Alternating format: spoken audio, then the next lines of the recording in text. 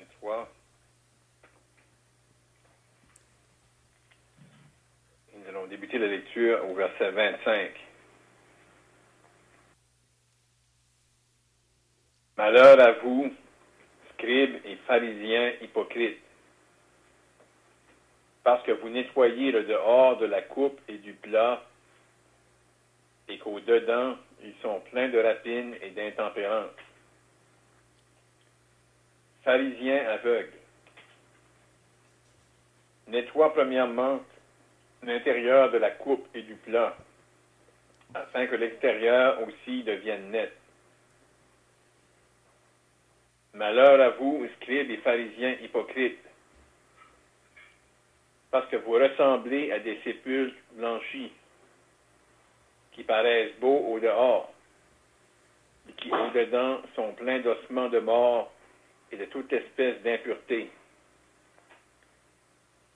Vous de même, au dehors, vous paraissez juste aux hommes, mais au dedans, vous êtes pleins d'hypocrisie et d'iniquité. Malheur à vous, scribes et pharisiens hypocrites, parce que vous bâtissez les tombeaux des prophètes et ornez les sépulcres des justes, et que vous dites, si nous avions vécu du temps de nos pères, nous ne nous serions pas joints à eux pour répandre le sang des prophètes. Vous témoignez ainsi contre vous-même que vous êtes les fils de ceux qui ont tué les prophètes. Comblez donc la mesure de vos pères. Serpents, race de vipères, comment échapperez-vous au châtiment de la géhenne? C'est pourquoi, voici, je vous envoie des prophètes, des sages et des scribes. Vous tuerez et crucifierez les uns. Vous battrez de verge les autres dans vos synagogues, et vous les persécuterez de ville en ville, afin que retombe sur vous tout le sang innocent répandu sur la terre, depuis le sang d'Abel le juste, jusqu'au sang de Zacharie, fils de Barachi, que vous avez tué entre le temple et l'autel. Je vous le dis en vérité, tout cela retombera sur cette génération. Jérusalem, Jérusalem, qui tue les prophètes et qui lapide ceux qui te sont envoyés. Combien de fois ai-je voulu rassembler tes enfants, comme une poule rassemble ses poussins sous ses ailes, et vous ne l'avez pas voulu. Voici, votre maison vous sera laissée déserte, car je vous le dis, vous ne me verrez plus désormais, jusqu'à ce que vous disiez, béni soit celui qui vient au nom du Seigneur. Le Seigneur va bénir la lecture de ces saintes Écritures. Donc, on va encore poursuivre dans cet enseignement, cette parole que le Seigneur adressait aux pharisiens.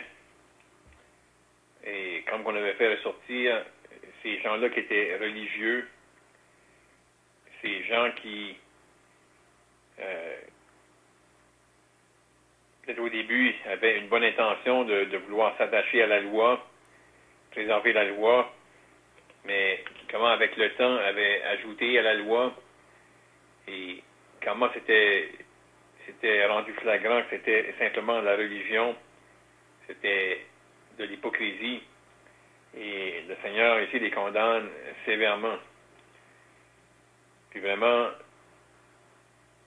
on le fait ressortir, même au tout début du chapitre 23, mais en particulier à cette section où on est rendu, on a un mot, lorsque le Seigneur va s'adresser à eux, puis le Seigneur va faire ressortir comment ces gens-là mettaient beaucoup d'importance sur l'apparence extérieure, ce qui était visible.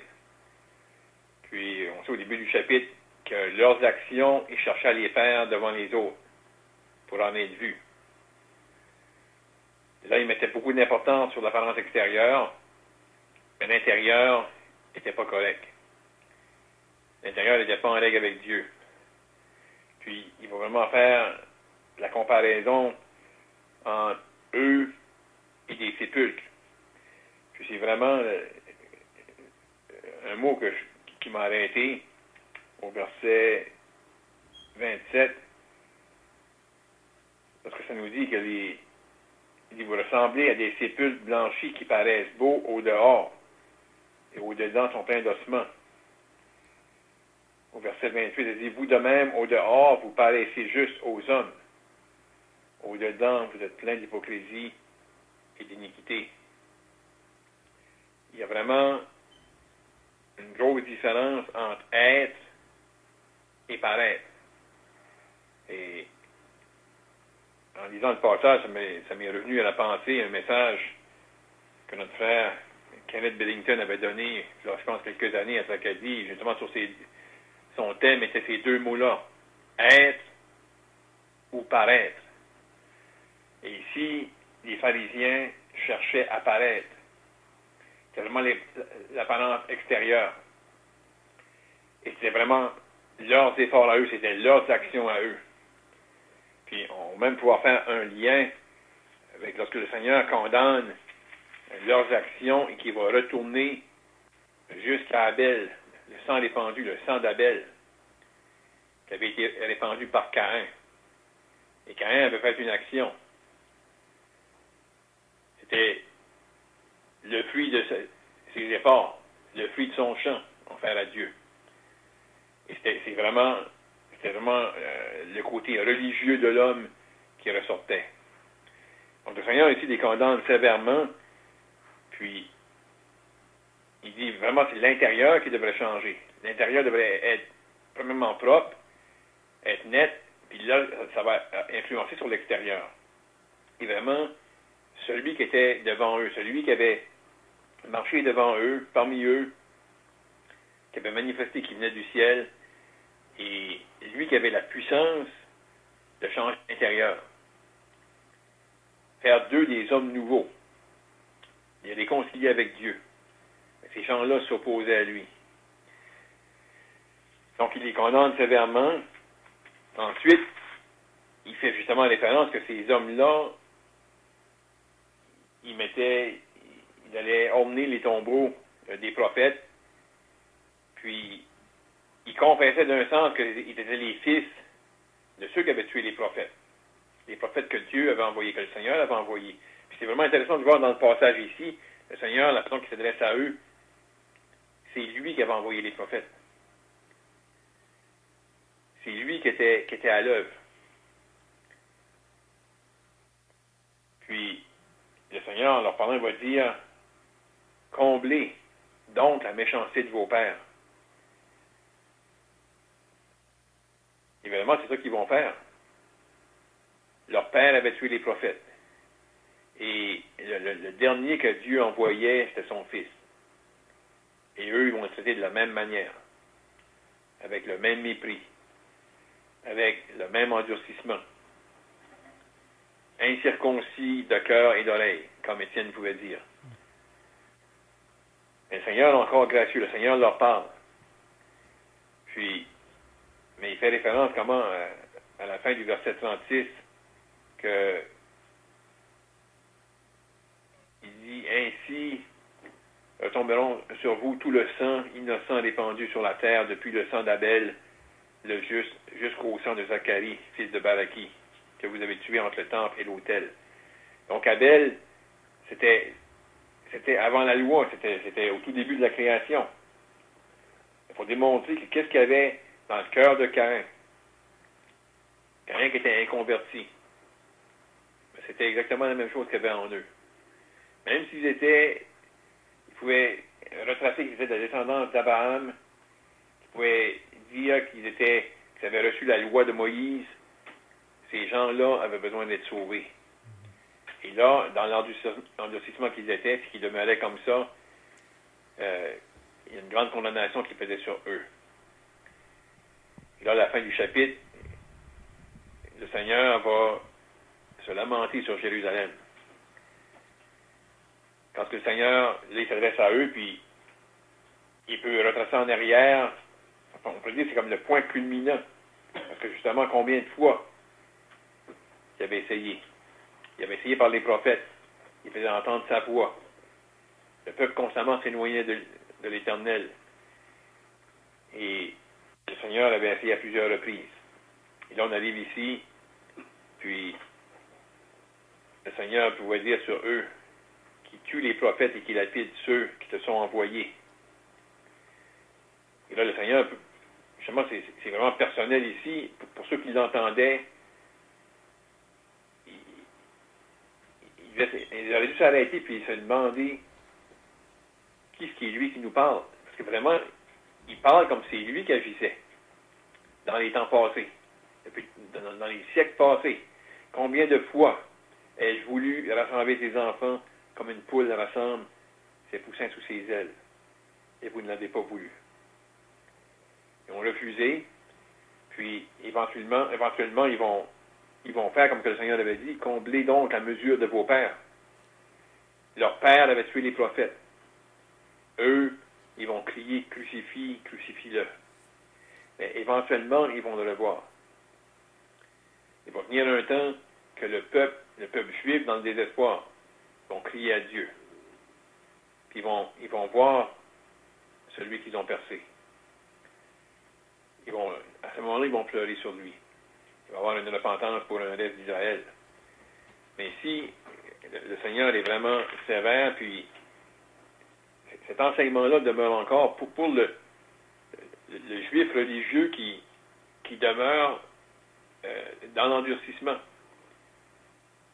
Si ignorant, c'est une chose, mais il y a des gens qui s'opposent encore farouchement à l'Évangile parmi les Juifs.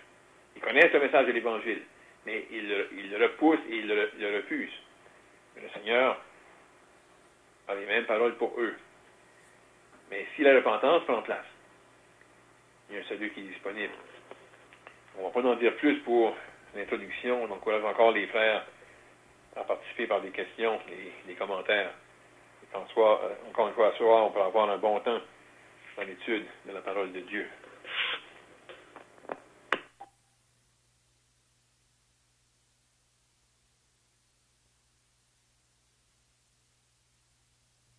Donc, on a pu voir depuis le début du chapitre 3 là, que le Seigneur a prononcé plusieurs fois « malheur à vous ». Donc, on dirait aujourd'hui que ce n'est pas un langage d'amour, ça, de parler comme ça.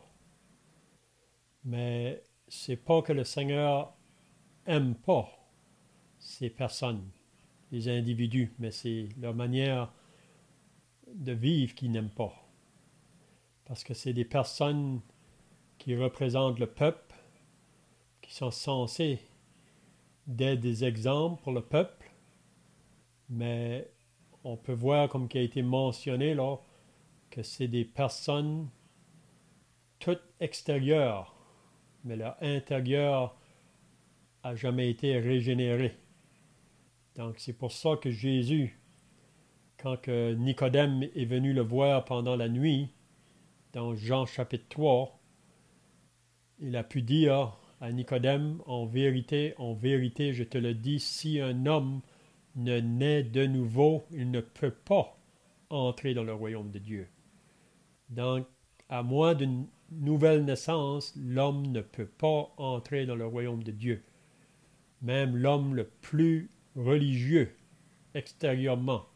Puis c'est vraiment ça que les pharisiens essayaient de faire, vraiment. Ils essayaient d'atteindre la justice de Dieu par leur propre œuvre ou par leur propre mérite. Mais l'homme ne va jamais arriver. Il y a seulement un moyen par lequel l'homme peut être sauvé, puis c'est par l'œuvre du Seigneur Jésus à la croix. Donc, comme le frère a mentionné, vraiment, ces hommes-là, ils représentaient un peu Caïn, vraiment, au début. Parce que Caïn, c'est pas qu'il n'était pas sincère, Caïn, dans son affaire. Quand il est venu faire son sacrifice, pour moi, il l'a fait avec un bon exercice, probablement. Mais Caïn voulait présenter à Dieu les fruits de ses propres œuvres. C'est l'homme qui veut arriver à Dieu par ses propres mérites. Puis c'est pour ça qu'il n'était pas content vraiment, parce que Dieu n'a pas accepté son sacrifice, mais a accepté s'il y a de Abel. Parce que Abel a vraiment compris que pour s'approcher de Dieu, ça prend une victime innocente qui meurt à ma place. Dans Caïn, Dieu lui a parlé. Caïn aurait pu se repentir. C'est un peu comme ces pharisiens ici. Quand Jésus leur parle, puis c'est assez sévère, ça aurait dû être assez pour les réveiller, mais ils restent endurcis comme Caïn. Puis vous savez qu'est-ce que Caïn a fait? Il a tué son frère. Il était jaloux. Puis c'est ça que les pharisiens font, la même chose. Hein. Donc ça, pour moi, ça représente la religion des hommes. Ça peut être de n'importe quelle religion. C'est l'homme qui essaye de s'approcher de Dieu par ses œuvres, par ses mérites. Puis le moment qu'on leur dit que c'est pas de cette manière-là, que c'est par la grâce de Dieu qu'on est sauvé, par le moyen de la foi, c'est un don de Dieu, cela ne vient pas de nous, c'est point par les œuvres. Donc c'est ça que les gens ne peuvent pas accepter. D'accepter qu'on peut arriver à Dieu sans rien faire de nous-mêmes. Hein? Probablement que les frères ont d'autres pensées là.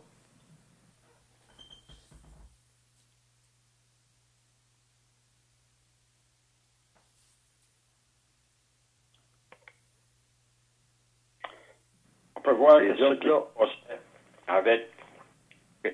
avec tous ces sacrificateurs-là, puis si on peut dire ces faux enseignants, tout le train-train, on peut penser que la religion catholique ressemble à ça, la papauté. C'est là que les enseignements de l'Église catholique viennent. On voit combien que c'est complètement dehors de la vérité. Moi, j'ai vécu ça parce que je suis peut-être le plus vieux de l'Assemblée ici, mais j'ai vu des choses que dans la religion que je vois que c'est pas mal similaire à ce qu'on lit ici. Là. Ça paraît bien du dehors, mais le dedans, c'est rempli d'hypocrisie. On pense, par exemple, à Gamaliel, dans les Actes des Apôtres. Lorsque Saint-Drin voulait se débarrasser des disciples, il a leur dire, laissez aller ces hommes. Si cette doctrine ou ces œuvres vient des hommes, elle se détruira. Mais si elle vient de Dieu, vous ne pourrez la détruire. Ne courez pas le risque d'avoir combattu contre Dieu. On peut voir aujourd'hui que ce système religieux-là, c'est en train de se détruire. Plus que ça va, moins qu'il y a du monde dans les églises, parce que le monde est de valeur, mais le monde se sent en fait mal enseigné, puis il ne croit plus à rien. C'est malheureux. Il faut prier pour ce monde-là. Il faut prier aussi pour ces prêtres-là quand t'es mal enseigné. Parce que je crois, moi, que la plupart de ces jeunes hommes, lorsqu'ils ont décidé d'aller vers la prêtrise, il y avait toujours le désir de servir Dieu. Mais après qu'ils ont été enseignés, c'était plus la même chose.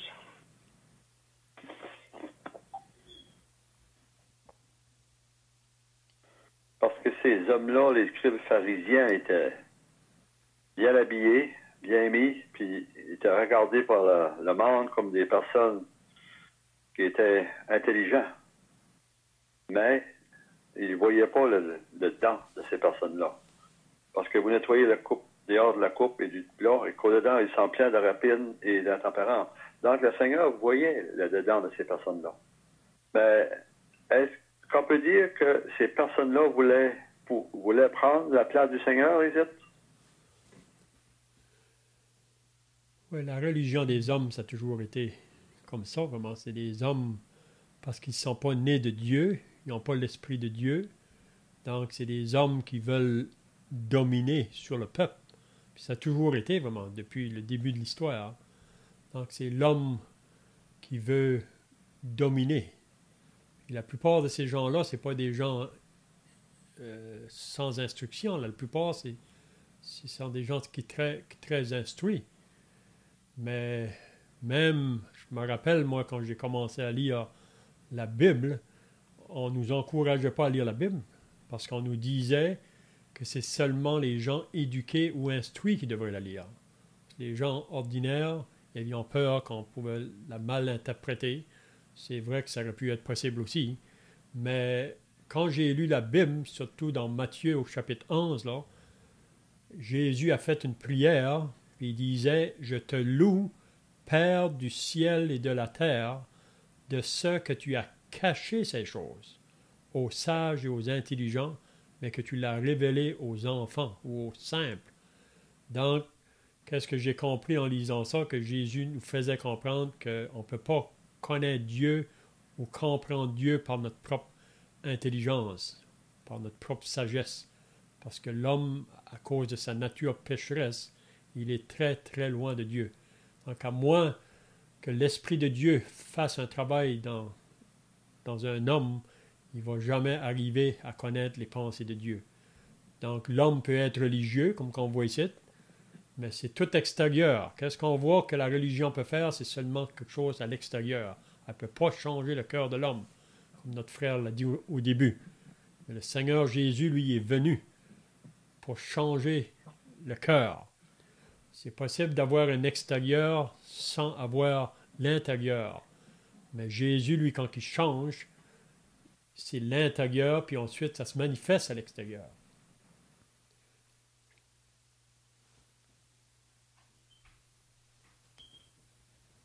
Je me rappelle quand j'ai été écouter l'Évangile la première fois à la maison pas loin de la salle. Et nos frères de Tracadie qui prêchaient l'Évangile. Bon, je connaissais rien toute la parole de Dieu.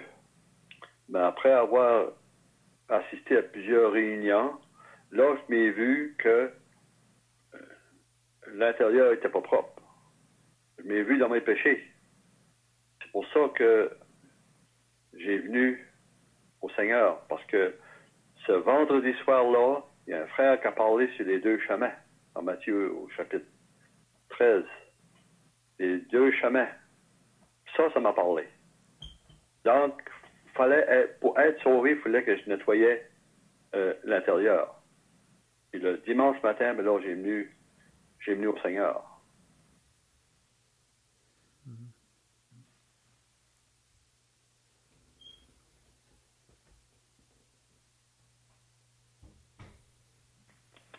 Parce qu'on pense, justement, les pharisiens, c'était des gens qui avaient une haute estime d'eux-mêmes. Le mot pharisien veut dire séparé. Puis eux se pensaient séparés du reste même des Juifs. C'était une classe à part. Puis on le voit dans l'histoire que le Seigneur raconte à propos du pharisien et du publicain. C'est que le pharisien pensait de lui-même. Mais c'est comme n'importe qui, tout pécheur tout homme qui va être sauvé va venir à la conclusion qu'il est pécheur devant Dieu, qu'il est un grand pécheur et qu'il a besoin du salut. Ces gens-là, si on pense, comme là, le Seigneur leur parle sévèrement, mais ces gens-là, ils avaient entendu la prédication de Jean. Il y avait eu un temps de silence de la part de Dieu où il n'y avait pas de prophète qui parlait. Puis là, tout à coup, il y a un homme qui prêche dans le désert. Puis, il prêche avec puissance. Jean faisait... Ce qui attirait les gens, les personnes à Jean, c'était pas les miracles, parce que Jean n'a pas fait de miracles. Mais ils ont entendu qu'il y avait un homme qui prêchait la parole de Dieu. Puis, ceux qui venaient, ils venaient dans un esprit de repentance pour confesser leurs péchés. Puis, il y avait des hommes religieux, des chefs qui venaient là aussi en groupe. Puis, Jean leur disait, « Race de vipères, qui vous a appris à fuir la colère à venir? Produisez donc du fruit digne de la repentance. » Donc, ces gens savaient, celui qui était là, qui prêchait, il préparait le chemin du Seigneur, il prêchait à propos du péché et à propos de la repentance. Donc, ces gens-là avaient entendu la voix de Dieu, sûrement accusé leur conscience, mais ils ont demeuré dans l'endurcissement. Puis, si on refusait la prédication de Jean, on ne pourrait pas recevoir la parole du Seigneur, on ne pourrait pas recevoir le Seigneur comme notre sauveur. Donc, ces gens-là voulaient demeurer dans cette condition-là. Mais on sait que il y a forcément des gens qui ont été sauvés, ça a pris plus de temps, il y a eu un certain endurcissement, et que Dieu a pu les briser, puis qui sont venus à la repentance.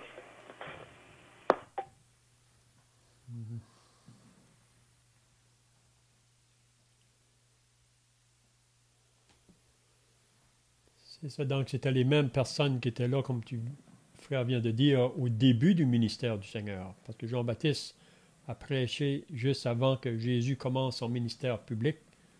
Donc, il disait la même chose que qu'est-ce que Jésus dit maintenant. Le frère vient de dire, là, Jean-Baptiste aussi les a appelés race de vipères. Donc, il n'y avait pas aucune repentance dans le cœur de ces hommes-là. Ils ne voyaient pas leur besoin de repentance. Et vous vous rappelez que Jésus a dit, « Je ne suis pas venu appeler les justes à la repentance, mais les pécheurs. » Ce ne sont pas ceux qui se portent bien qui ont besoin de médecins, mais les malades.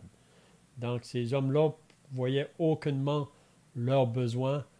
C'est l'homme religieux comme Caïn qui veut s'approcher de Dieu par ses propres mérites. Mais pour moi, le jugement va être très sévère sur ces personnes-là parce qu'ils sont censés être de ceux qui guident le peuple vers Dieu, mais plutôt de les guider vers Dieu, il les guidait vers le chemin de la perdition. Comme Jésus a dit, ce sont des aveugles qui conduisent des aveugles. Tous deux, ils vont tomber dans le même fosse. Donc c'est fort. Les paroles que Jésus mentionne à ces hommes-là, mais c'est toujours bien de le rappeler, c'est pas parce qu'ils n'aiment pas ces personnes-là. Il veut les réveiller, mais encore aujourd'hui, il y a beaucoup de personnes qui restent dans leur endurcissement, puis ils vont mourir comme ça. Puis qu'est-ce qui est plus triste dans tout ça, c'est qu'ils empêchent les autres qui veulent venir. Vous savez que la religion va empêcher beaucoup de personnes pour être sauvées, parce qu'ils sont là pour être des obstacles. Jésus a dit, vous n'entrez pas, puis vous empêchez d'entrer ceux qui veulent l'entrer. C'est triste, vraiment. À la surface, comme on dit, tout paraissait bien. Même le frère l'a bien expliqué là, concernant qu'il ornait les sépulcres des prophètes, que le père, il reconnaissait que c'est vraiment le père, leur descendant, qui avait mis ces prophètes-là à mort. Mais eux autres, en dirait, ça paraissait bien, là. Ils ornaient ces sépulcres-là. Mais Jésus le fait comprendre, vous n'êtes pas différents de vos pères. Eux ont tué les prophètes, puis dans votre cœur, vous allez me mettre à mort aussi. Puis c'est ça qu'ils n'acceptent pas. Ils ne peuvent pas accepter ça.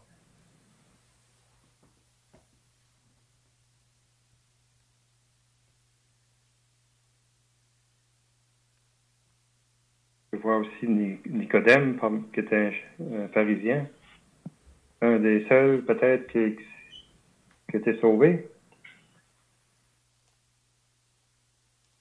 C'est ça. Oui, on peut voir qu'il y a peut-être d'autres de ces personnes-là qui ont été sauvées, mais ils ne sont pas nombreux. Ils sont pas nombreux. Mais Nicodème, pour sûr, était un des autres.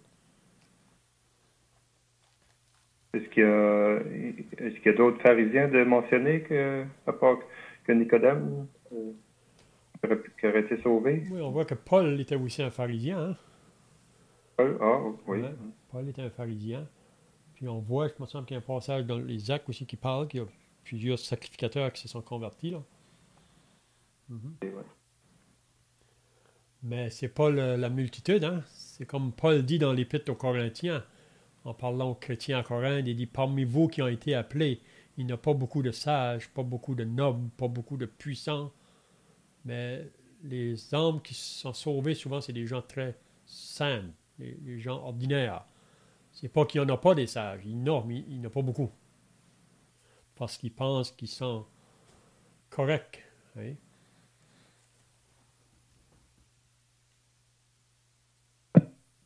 Il y avait aussi Joseph d'Arimathée, qui était un conseiller. Puis il était un membre du Sanhédrin, justement qui faisait partie des pharisiens aussi, mais du moins, était un homme important dans le Sanhédrin, mais ça m'est clair qu'il n'avait pas participé à la décision de crucifier le Seigneur. Lui s'est associé avec Nicodème pour venir enlever le Seigneur sur la croix pour le déposer dans le sépulcre. Puis on voit dans le livre des Actes, possiblement aussi, il y a d'autres Juifs, mais qui avaient agi par ignorance, il y avait encore un temps de grâce, mais on va voir qu'il y en a qui continuent, puis il y en a deux autres, mais encore là, on a peut-être l'exemple de l'apôtre Paul, jusqu'à que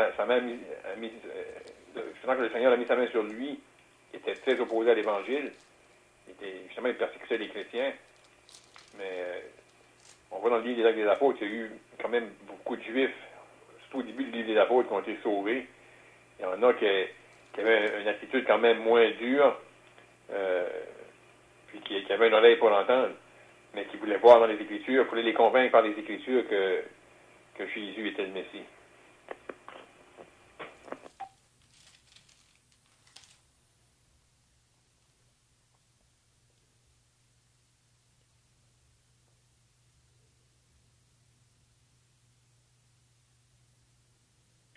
On peut penser que Nicodème, lorsqu'il est allé voir le Seigneur Jésus, peut-être que ça faisait plusieurs jours qu'il y pensait. Mais c'était un combat, là. Est-ce qu'il faisait bien? Ça pensait un petit peu à nous autres, à moi-même, du moins, lorsque le Seigneur m'a sauvé. Il y a eu un combat. Parce que j'étais tellement endoctriné dans la religion que moi, j'étais sûr que je faisais la bonne chose. Mais là, lorsque j'ai connu l'Évangile, là, j'avais des doutes. Et c'était un vrai combat, là. Est-ce que je fais bien de changer? Avant que j'ai vraiment compris que c'était pas une question, c'était pas moi-même, ça ne fallait pas que ça vienne de moi, c'était de quoi que fallait que j'accepte que le Seigneur Jésus avait donné sa vie en lançant pour moi. Il y a beaucoup peut-être de pharisiens puis de sadducéens qui ont dû se poser des questions.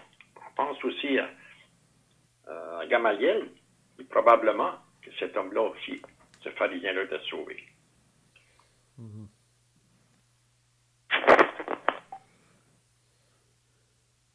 Et dans le chapitre 7, si vous vous rappelez, les pharisiens avaient envoyé les huissiers là, pour arrêter Jésus. Oui. Puis on lit, quelques-uns d'entre eux voulaient le saisir, mais personne ne mit la main sur lui.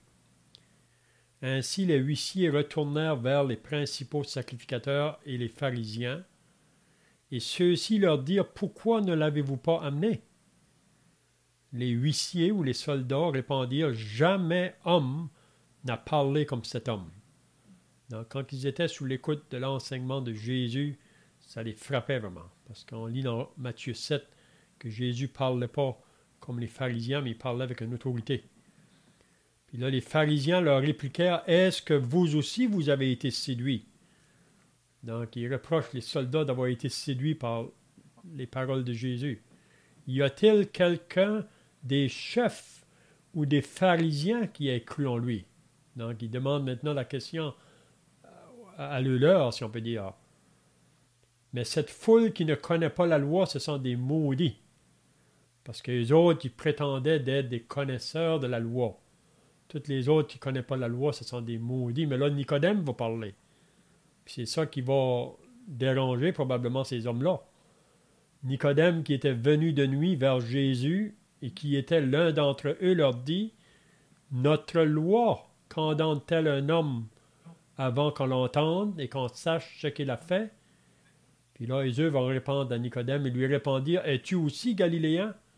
Examine et tu verras que de la Galilée, il ne sort point de prophète. » Et chacun s'en retournait dans sa maison. Donc, on peut voir que Nicodème, ici, il s'est vraiment identifié, là. Et comme le frère a dit tout à l'heure, au début, c'est toujours une crainte, là, parce qu'on sait qu'on fait face à une autorité, à des personnes qui sont dominantes. C'est pas toujours facile quand on commence à chercher le Seigneur au début, là, avant qu'on ait été sauvés.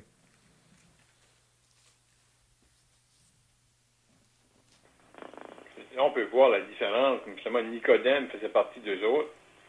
Puis selon même les paroles du Seigneur, dans Jean chapitre 3, le Seigneur va dire, tu es le docteur d'Israël. Donc, pour le Seigneur, parmi les chefs religieux, c'était lui, Nicodème, qui était le plus connaissant. Il était au-dessus des autres, par sa connaissance. Mais lorsqu'il va se manifester juste un petit peu pour le Seigneur, comme notre frère vient de dire, là, les autres vont le reprendre. Puis ils vont lui dire, es-tu aussi galiléen? Puis par leurs questions aux huissiers, on voit l'importance qu'ils mettaient sur eux autres mêmes. Y en a-t-il des chefs qui ont cru? C'est comme si eux autres croyaient, ça voulait dire que c'était vrai. Mais le fait qu'eux ne croyaient pas, c'était faux. Puis ces chefs religieux-là ont la même influence aujourd'hui parmi les Juifs. Les grands rabbins juifs, qu'est-ce qu'ils disent? Pour le juif religieux, c'est la pure vérité. C'est l'interprétation du rabbin juif qu'ils vont croire. Si le rabbin juif dit qu'il ne faut pas croire l'Évangile, ils ne croiront pas l'Évangile. Malgré que si la personne est moindrement sincère et qu'elle cherche, le Seigneur peut lui parler puis lui montrer. Parce qu'il y a plusieurs juifs comme individus qui ont été sauvés. Mais ça prend un travail du Saint-Esprit puis ça prend une sincérité de la personne pour chercher le Seigneur. On peut penser pareil que Saint Jésus a dit que vous avez des oreilles pour entendre et vous n'entendez pas. Et vous avez des yeux pour voir et vous ne voyez pas. Au Saint Jésus, toutes les miracles qu'il a fait, toutes ces paroles qu'il disait, on dirait qu'il ne vient pas comprendre.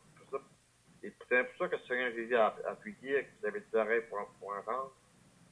Vous n'entendez pas. Vous avez des yeux pour voir, que le Seigneur Jésus a fait des miracles, toutes sortes.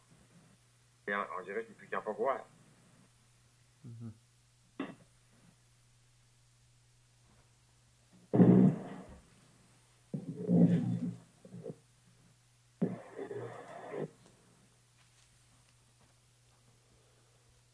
C'est ça. Donc, ces personnes-là, puis pour moi, toutes les religions, c'est la même chose. Dans toutes les religions des hommes, eux ont tué les prophètes depuis Caïn, vraiment, qui a tué Abel, et dans toute l'histoire de l'humanité jusqu'à nos jours. Les religions, c'est ça qui a été souvent les causes de guerre. Puis si vous savez, dans le temps de l'Inquisition, là, la religion a mis à mort des millions de chrétiens. Et parce qu'on les appelait les fanatiques.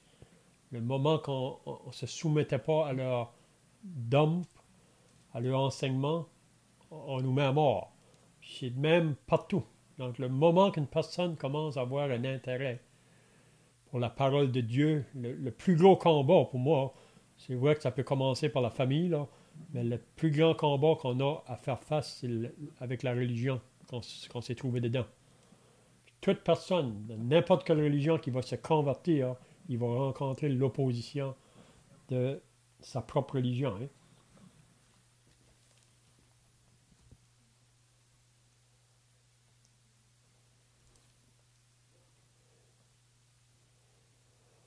Donc, on ne se moque pas de Dieu. Si on afflige les enfants de Dieu ou on fait mal aux enfants de Dieu, un jour, ça va tomber sur nous. Même Jésus l'a dit, puis même, vous vous rappelez, quand que Dieu a appelé Abraham, il a dit, ceux qui vont te maudire seront maudits, et ceux qui te béniront seront bénis. Donc, on ne peut pas faire du mal aux enfants de Dieu sans qu'un jour, ça va tomber sur nous. Même Paul dit ça aux Thessaloniciens, là, dans la 2e épître. Ceux qui vous ont affligés, ils seront aussi affligés un jour.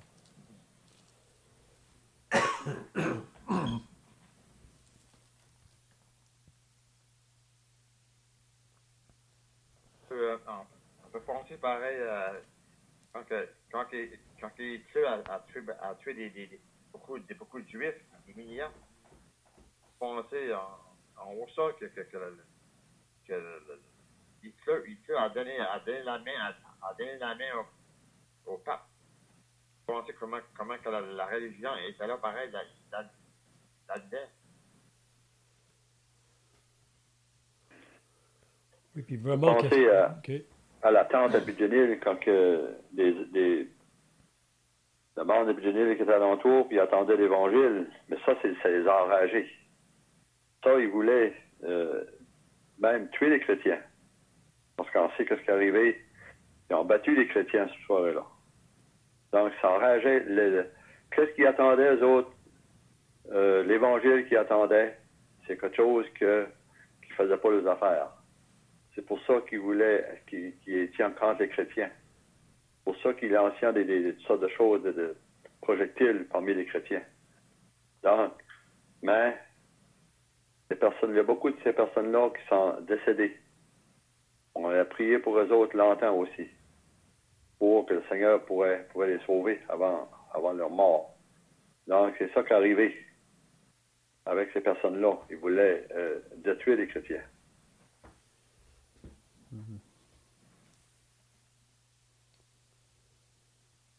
Peut-être qu'on pourrait terminer là, le chapitre. Là.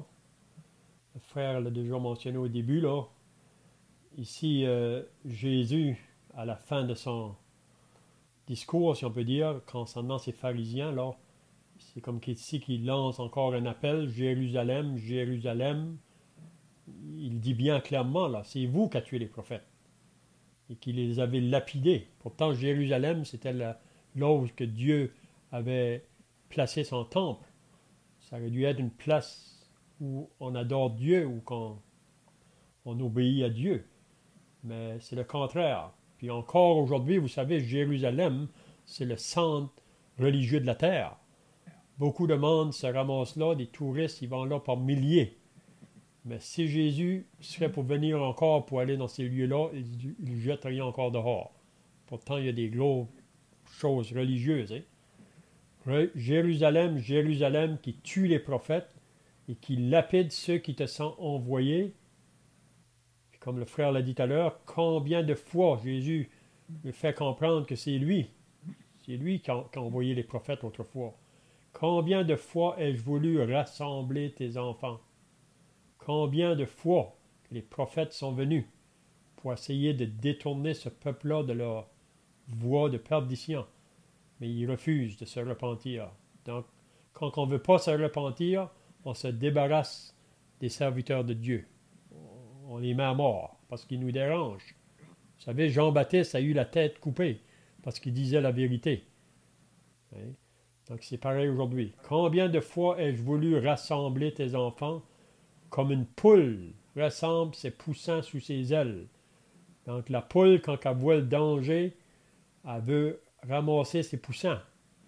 Puis, on dirait que les poussins sont plus intelligents que les hommes. Parce que quand la poule lève ses ailes, les poussins, ils viennent tout de suite. Ils viennent dans le refuge. Mais l'homme, aujourd'hui, lui, face au message, il refuse. Puis là, Jésus annonce un jugement. Voici, votre maison vous sera laissée déserte. Car je vous le dis, vous ne me verrez plus désormais, jusqu'à ce que vous disiez, béni soit celui qui vient au nom du Seigneur. Donc, il cite vraiment, c'est juste la veille que Jésus va être arrêté, là, probablement pour être mis à mort, c'est peut-être une journée avant. Donc, je ne sais pas si les frères... Ici, on voit aussi un châtiment qui s'en vient sur Jérusalem. Dans Ézéchiel, chapitre 24, verset 14, à la fin, il dit « On te jugera selon ta conduite et selon tes actions, dit le Seigneur l'Éternel. » Quand le Seigneur a pleuré sur Jérusalem, lui, il savait. Il savait ce qui s'en venait sur Jérusalem. Mais ici, on voit l'Éternel, ici, on voit la ruine, ici, un châtiment sur Jérusalem. Oui, c'est ça. Puis même le chapitre 24 qu'on va voir la semaine prochaine, Jésus va annoncer le jugement sur la ville. Puis c'est 70 ans après Jésus-Christ que Jérusalem va être détruit par les Romains, là. C'est ça qu'on va voir la semaine prochaine, là. Mais c'est quand même une prédiction pour le futur, là. Qu'est-ce que Jésus parle ici? C'est juste comme un aperçu de qu'est-ce qui va arriver à la fin.